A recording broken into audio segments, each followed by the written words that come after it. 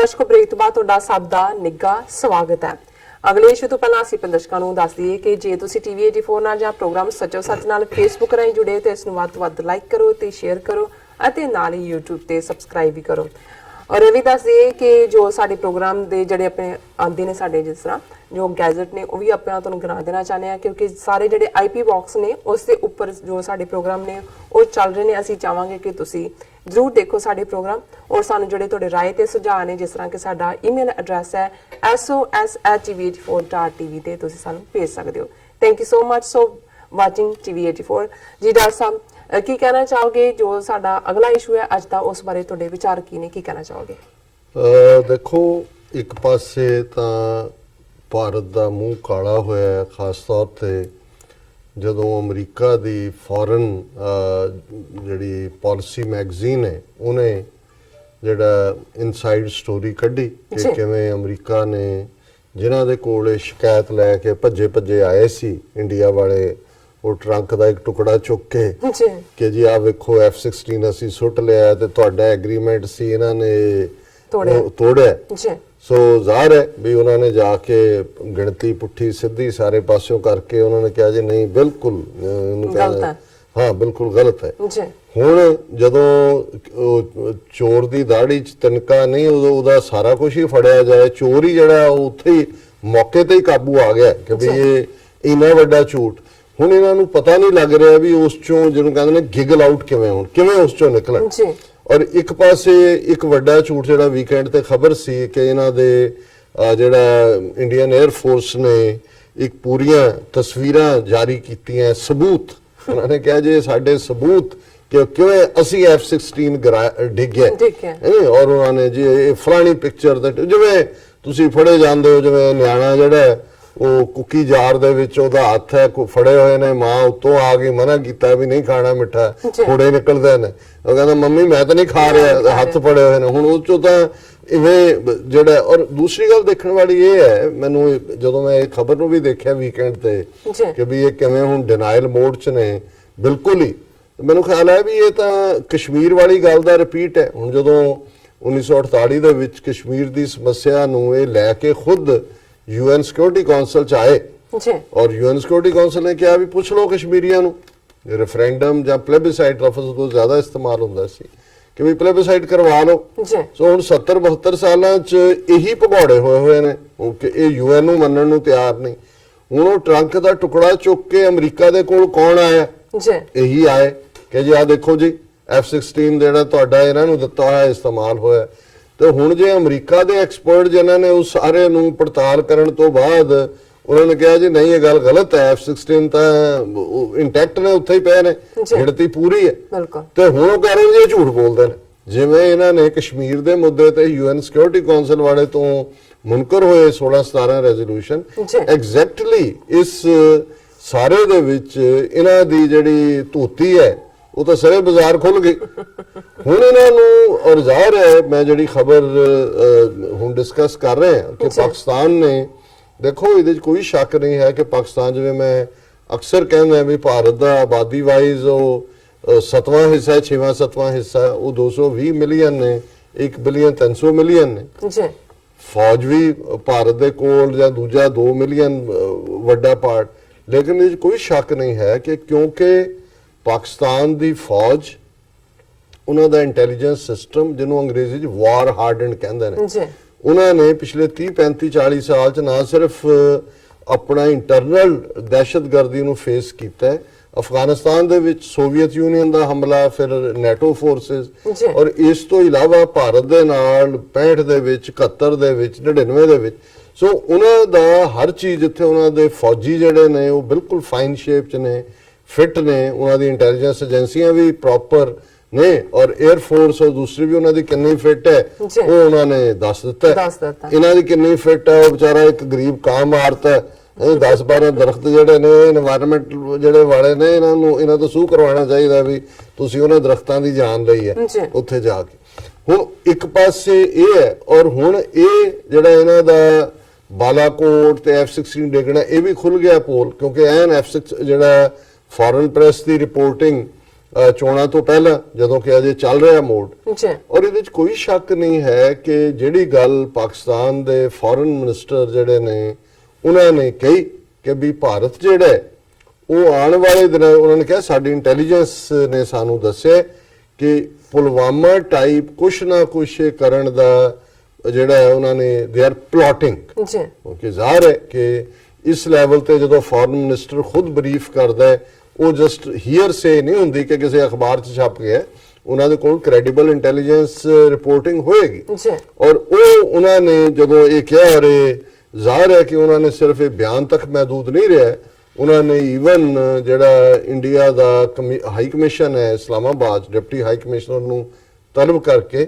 ਜੀ ਆਪਣਾ concern show ਕੀਤਾ ਔਰ ਉਹਦੇ 'ਚ ਉਹਨਾਂ ਨੇ ਕਿਹਾ ਕਿ ਵੀ Pakistan ministry of foreign affairs has announced that it summoned the Indian Deputy High Commissioner to warn his country against any misadventure targeting Pakistan। ਜੀ ਕਿ ਕੋਈ ਐਵੇਂ ਹੌਸਲਾ ਨਾ ਕਰ ਬਹਿਣਾ ਕਿ ਵੀ ਅਸੀਂ ਚਲੋ ਪਹਿਲਾਂ 'ਚ ਤਾਂ ਖੁੱਲ ਗਏ ਸਾਰੇ ਪੋਲ ਜਿਹੜੇ ਨੇ, ਹੁਣ ਅਸੀਂ ਦੁਬਾਰਾ ਕਰਾਂਗੇ।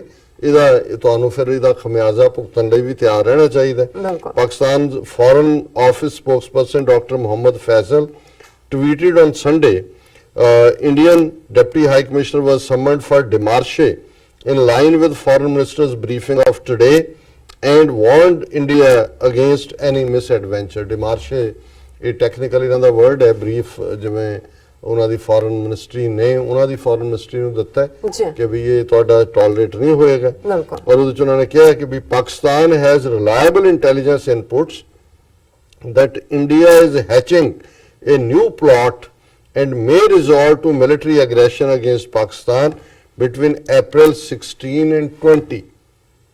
ਹੁਣ ਇਹ ਵੇਗ ਸਟੇਟਮੈਂਟ ਨਹੀਂ ਹੈ। ਜੀ ਜੇ ਉਹਨਾਂ ਨੇ ਇਹ 16 ਤੋਂ 20 ਤੱਕ ਦਾ, ਔਰ ਇਹਦੇ 'ਚ ਇੱਕ ਗੱਲ ਜ਼ਰੂਰ ਹੁੰਦੀ ਹੈ ਕਿ ਜਦੋਂ ਕਿਸੇ ਦੀ ਜਿਹੜੀ ਇਸ ਕਿਸਮ ਦੀ ਸਾਜ਼ਿਸ਼ ਬੇਨਕਾਬ ਹੋ ਜਾਏ ਜੀ ਜਾਂ ਜਿਹੜਾ ਏਜੰਟ ਹੁੰਦਾ ਉਹ ਫੜਿਆ ਜਾਏ, ਇੱਕ ਤਾਂ ਉਹ ਸਾਰਾ ਆਪਰੇਸ਼ਨ ਜਿਹੜਾ ਉਹਨੂੰ ਗਰਾਊਂਡ ਕਰ ਦਿੰਦੇ ਨੇ ਕਿ ਵੀ ਇਹ ਤਾਂ ਜ਼ਾਹਰ ਹੋ ਗਿਆ। ਬਿਲਕੁਲ। ਸੋ ਜ਼ਾਹਰ ਹੈ ਵੀ ਪਾਕਿਸਤਾਨ ਨੇ ਜੇ ਬਿਲਕੁਲ ਸਪੈਸੀਫਿਕ ਡੇਟਸ ਦਿੱਤੀਆਂ ਨੇ ਤੇ ਇਹ ਆਲਰੇਡੀ ਉਹਨਾਂ ਦੇ ਕੋਲ ਕ੍ਰੈਡੀਬਲ ਜਿਹੜੀ ਆ ਇਨਫੋਰਮੇਸ਼ਨ ਹੋਏਗੀ, ਇੰਟੈਲੀਜੈਂਸ ਇਨਪੁਟ ਹੋਏਗੀ। ਜੀ। ਔਰ ਉਹਨਾਂ ਨੇ ਕਿਹਾ ਕਿ ਵੀ ਆਹ ਸਾਡੀ ਇੰਟੈਲੀਜੈਂਸ ਨੇ ਦੱਸਿਆ ਕਿ ਤੁਸੀਂ ਇਹ ਪਲਾਟ ਕਰ ਰਹੇ ਹੋ। An incident similar to Pulwama could recur in occupied Kashmir Valley. And ARY News quoted him as claiming, referring to Jaish-e-Mohammed perpetrated February 14th Pulwama terror attack। ਹੁਣ ਜਿਹੜਾ ਉਹਨਾਂ ਨੇ ਤਾਂ ਆਪਣਾ ਛੱਡ ਦਿੱਤਾ ਹੈ ਕਿ ਆਹ ਤੁਹਾਡਾ ਪਲਾਟ ਹੈ ਜੀ। ਔਰ ਖਬਰਦਾਰ ਰਹੋ। ਔਰ ਜ਼ਾਹਰ ਹੈ ਵੀ ਇੰਡੀਅਨ ਫੋਰਨ ਮਿਨਿਸਟਰੀ ਨੇ ਜਿਹੜਾ ਪਾਕਿਸਤਾਨ ਦੇ ਕਲੇਮ ਨੂੰ ਰਿਜੈਕਟ ਕਰਦੇ ਆ ਜਿਹੜੀ ਉਹਨਾਂ ਨੇ ਸਟੇਟਮੈਂਟ ਦਿੱਤੀ, India ਰਿਜੈਕਟਸ the irresponsible and preposterous statement by Foreign Minister of Pakistan with a clear objective of whipping up war hysteria in the region। ਇਹ ਹੈ ਉਲਟਾ ਚੋਰ ਕੋਤਵਾਲ ਕੋ ਡਾਂਟੇ। ਉਹ ਵਾਰ ਹਿਸਟੀਰੀਆ ਤੁਸੀਂ ਕ੍ਰੀਏਟ ਕੀਤਾ ਹੈ, ਕਸ਼ਮੀਰੀਆਂ ਦੇ ਨਾਲ ਤੁਸੀਂ ਕੀ ਕਰ ਰਹੇ ਹੋ ਉੱਥੇ, ਕਿੰਨੇ ਜ਼ੁਲਮ, ਔਰ ਉਹਨਾਂ ਦੀ ਇਵਨ ਟਾਪ ਲੀਡਰਸ਼ਿਪ ਕਿਸੇ ਦੇ ਪਿੱਛੇ ਮਨੀ ਲਾਂਡਰਿੰਗ ਦਾ ਪਾ ਕੇ ਪਾਇਆ, ਕਿਸੇ ਨੂੰ ਨੈਸ਼ਨਲ ਸਿਕਿਉਰਿਟੀ ਐਕਟ ਦੇ ਥੱਲੇ ਜਿਹੜਾ ਧੁਰਿਆ ਹੋਇਆ। ਔਰ ਦੂਸਰੇ ਪਾਸੇ ਪੁਲਵਾਮਾ ਤੋਂ ਲੈ ਕੇ ਜੋ ਕੁਝ ਹੋਇਆ ਹੈ, ਕੌਣ ਵਾਰ ਮੌਂਗਰਿੰਗ ਕਰ ਰਿਹਾ ਹੈ, ਕਿਹਨੇ ਵਾਰ ਹਿਸਟੀਰੀਆ ਕ੍ਰੀਏਟ ਕੀਤਾ। ਤੁਸੀਂ ਤਾਂ ਇਸ ਵਾਰ ਹਿਸਟੀਰੀਆ ਚੋਂ ਮੋਦੀ ਦੀ ਦੂਸਰੀ ਟਰਮ ਕੱਢਣਾ ਚਾਹੁੰਦੇ ਹੋ। ਸੋ ਜ਼ਾਹਿਰ ਹੈ ਕਿ ਇਹ ਇਹਨਾਂ ਦਾ ਐਕਸਪੋਜ਼ ਹੋਇਆ ਪਾਰਟ। ਔਰ ਉਹਨਾਂ ਨੇ ਫਿਰ ਜਿਹੜਾ ਅਰਲੀਅਰ ਇਨ ਡੇ ਉਹਨਾਂ ਨੇ ਰਾਇਟਰ ਨੂੰ ਕੋਟ ਕੀਤਾ ਕਿ ਪਾਕਿਸਤਾਨੀ ਫੋਰਨ ਮਿਨਿਸਟਰੀ ਨੇ ਇਹ ਕਿਹਾ ਸੀ।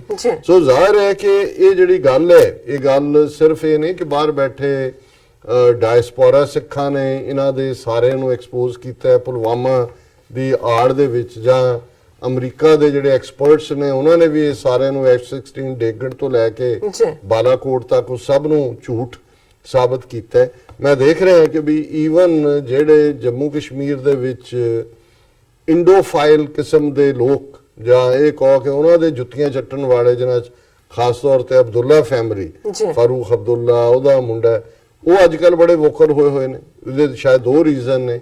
ਇੱਕ ਤਾਂ ਕਿਉਂਕਿ ਫਾਰੂਕ ਅਬਦੁੱਲਾ ਇਲੈਕਸ਼ਨ ਲੜ ਰਿਹਾ MP ਦੀ, ਔਰ ਜ਼ਾਹਰ ਹੈ ਕਿ ਕਸ਼ਮੀਰ ਦੇ ਵਿੱਚ ਇਸ ਵੇਲੇ ਪੂਰੀ ਆਜ਼ਾਦੀ ਦੀ ਇੰਪਲਸ ਹੈ, ਔਰ ਉਹਨਾਂ ਨੂੰ ਲੱਗਦਾ ਹੈ ਵੀ ਇਹ ਹਵਾ ਦੇ ਅਗੇਂਸਟ ਖਲੋਤਿਆਂ ਤੇ ਜਿਹੜਾ ਉਹ ਕੱਖਾਂ ਵਾਂਗ ਉੱਡ ਜਾਣਗੇ, ਕੁਛ ਨਹੀਂ ਮਿਲਣਾ।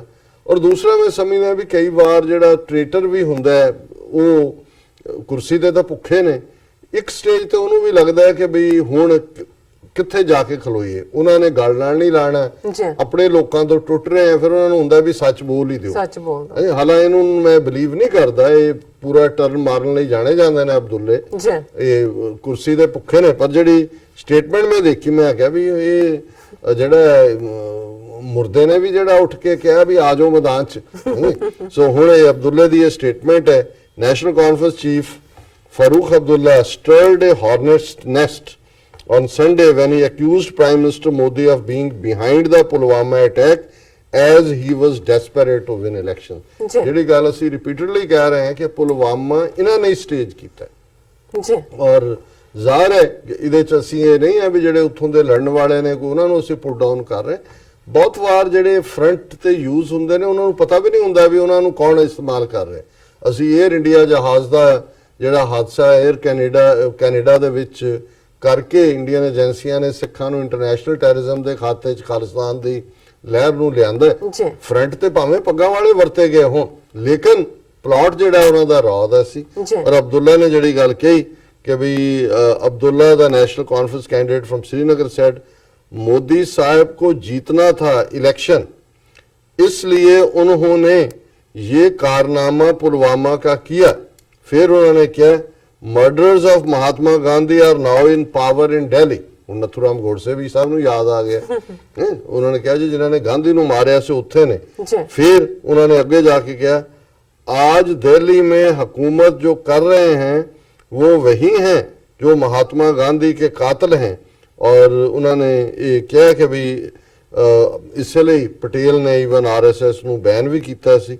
और ਅਸੀਂ ਸਮਝਦੇ ਫਿਰ ਉਹ ਕਹਿੰਦਾ ਹੀ ਰਿਟਰੇਟਡ दैट ओनली, हाँ ਉਹਦੇ ਚੋਂ ਇੱਕ ਗੱਲ ਜਿਹੜੀ ਹੋਰ ਕਿਸੇ ਨੇ ਉੱਥੇ ਨਹੀਂ ਕਹੀ, ਉਹਨੇ ਕਿਹਾ India should request that a UN committee be formed to investigate and reveal proof of damage in Balakot strikes conducted by Indian Air Force। उन्होंने कहा जी UN ਨੂੰ ਕਹੋ ਵੀ ਕਮੇਟੀ ਬਣਾਏ, ਦੱਸੋ ਬਾਲਾਕੋਟ 'ਚ ਕੀ ਨੁਕਸਾਨ। ਹੀ ਰਿਟਰੇਟਡ that only trees were destroyed in the surgical strike following the Pulwama terror attack। उन्होंने कहा जी ਉੱਥੇ ਦਰਖਤ ਹੀ ਜਿਹੜੇ ਨੇ ਉਹ ਮਾਰੇ ਨੇ। ਨਹੀਂ ਫਾਰੂਕ ਅਬਦੁੱਲਾ ਸਾਹਿਬ, ਇੱਕ ਕਾਂ ਵੀ ਮਾਰਿਆ। ਤੁਸੀਂ ਸਾਰੀ ਸੱਚਾਈ ਨਹੀਂ ਬਿਆਨ ਕੀਤੀ, ਕੱਲੇ ਦਰਖਤ ਕਾਂ ਵੀ ਮਾਰਿਆ।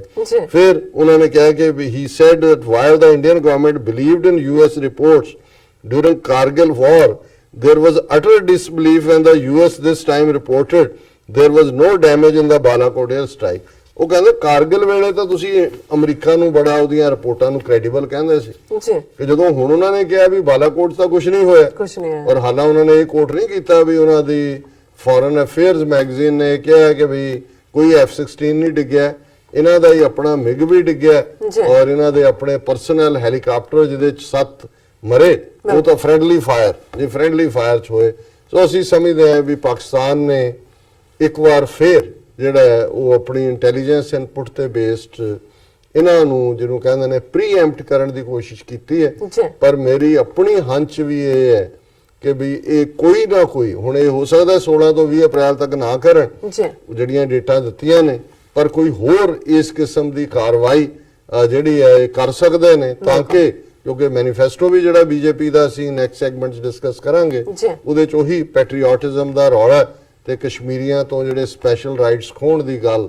ਸੋ ਜ਼ਾਹਰ ਹੈ ਕਿ ਇਹਨਾਂ ਦੀ ਅੱਖ ਦੇ ਵਿੱਚ ਸੂਰ ਦਾ ਵਾਲ ਹੈ, ਜਿਵੇਂ ਸਾਡੇ ਮਿੱਤਰ ਸ਼ੇਖ ਸਾਹਿਬ ਇਹ ਐਕਸਪ੍ਰੈਸ਼ਨ ਇਸਤੇਮਾਲ ਕਰਦੇ ਸੀ ਕਿ ਵੀ ਇਹਨਾਂ ਦੀ ਅੱਖ ਸਾਫ਼ ਨਹੀਂ ਹੈ, ਇਹਨਾਂ ਦੀ ਅੱਖ 'ਚ ਸੂਰ ਦਾ ਵਾਲ ਹੈ। So nice. ਡਾਕਟਰ ਸਾਹਿਬ ਇੱਥੇ ਲੈਣੇ ਬ੍ਰੇਕ ਤੋਂ ਪਹਿਲਾਂ ਅਸੀਂ ਆਪਣੇ ਦਰਸ਼ਕਾਂ ਦੇ ਸਰੋਤਿਆਂ ਨੂੰ ਫਿਰ ਦੁਬਾਰਾ ਅਪੀਲ ਤੇ ਬੇਨਤੀ ਕਰਦੀ ਹਾਂ ਵੀਅਰਸ, ਜਿਸ ਤਰ੍ਹਾਂ ਕਿ ਤੁਸੀਂ ਜਾਣਦੇ ਹੋ ਕਿ TV 84 ਮਨੁੱਖੀ ਹੱਕਾਂ ਦਾ ਪਹਿਰੇਦਾਰ ਹੈ। TV 84 ਸਿੱਖਾਂ, ਕਸ਼ਮੀਰੀਆਂ ਤੇ ਭਾਰਤੀਆਂ ਨੌਰਥ ਸਟੇਟਾਂ ਦੇ ਲੋਕਾਂ ਦੇ ਸਵੈ-ਨਿਰਣੇ ਦੇ ਹੱਕਾਂ ਦਾ ਹਾਮੀ ਹੈ। ਅਸੀਂ ਚਾਹਾਂਗੇ ਕਿ ਤੁਸੀਂ TV 84 ਦੀ ਚੜ੍ਹਦੀ ਕਲਾ ਲਈ ਵੱਧ ਤੋਂ ਵੱਧ ਡੋਨੇਟ ਕਰੋ। ਡੋਨੇਟ ਕਰਨ ਲਈ ਸਾਡੀ ਵੈਬਸਾਈਟ tv84.tv ਤੇ ਜਾ ਕੇ PayPal ਦੀ ਵਰਤੋਂ ਕਰਕੇ ਵਨ ਟਾਈਮ ਡੋਨੇਟ ਕਰ ਸਕਦੇ ਹੋ, ਮੰਥਲੀ ਡੋਨੇਟ ਵੀ ਕਰ ਸਕਦੇ ਹੋ। ਤੁਸੀਂ TV 84 ਦੇ ਨਾਮ ਤੇ ਚੈੱਕ ਬਣਾ ਕੇ ਸਾਨੂੰ ਮੇਲ ਵੀ ਕਰ ਸਕਦੇ ਹੋ। ਸਾਡੇ ਇਸ ਪਤੇ ਤੇ 36-01 37th Avenue, Long Island City, New York 11101 USA, ਜਾਂ ਫਿਰ ਤੁਸੀਂ ਸਾਨੂੰ ਫੋਨ ਰਾਹੀਂ ਵੀ ਸੰਪਰਕ ਕਰ ਸਕਦੇ ਹੋ ਸਾਡੇ ਫੋਨ ਨੰਬਰ ਤੇ 5164060694। Thank you so much viewers. ਤੁਸੀਂ ਕਿਤੇ ਨਹੀਂ ਜਾਣਾ, ਮਿਲਦੇ ਹਾਂ ਛੋਟੇ ਜਿਹੇ ਬ੍ਰੇਕ ਤੋਂ ਬਾਅਦ।